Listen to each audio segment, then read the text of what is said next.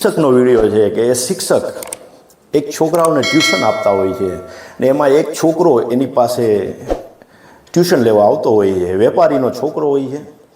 એક સમયે એક દિવસે વેપારી બહાર પરદેશમાં વેપાર કરવા જાય છે, છોકરો ટ્યુશનમાં આવે છે બાજુના ગામમાં, અને એ શિક્ષકનું નામ હોય છે જગતરામ। આ જગતરામ બહુ સારા માણસ હોય છે, નેક માણસ હોય છે, અને ત્યાં છોકરો આવે છે ટ્યુશનમાં ત્યારે ગળામાં સોનાનો હાર પહેરેલો હોય, હાથમાં લક્કી પહેરેલી હોય, કાનમાં કડી હોય, આ બધું પહેરીને આવે છે, કિંમતી સોનાના દાગીના પહેરીને આવે છે।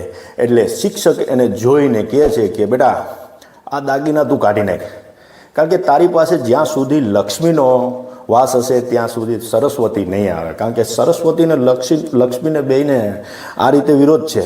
એટલે મિત્રો, સરસ્વતી લાવવી હોય તો લક્ષ્મીને થોડીક દૂર રાખવી પડે, એ વસ્તુ આમાં છે। કારણ કે ઘણા બધા એવા વિશ્વમાં મહાન માણસો થઈ ગયા કે પુઅર હોય છે, ગરીબ હોય છે, અને એ જ આગળ વધે છે।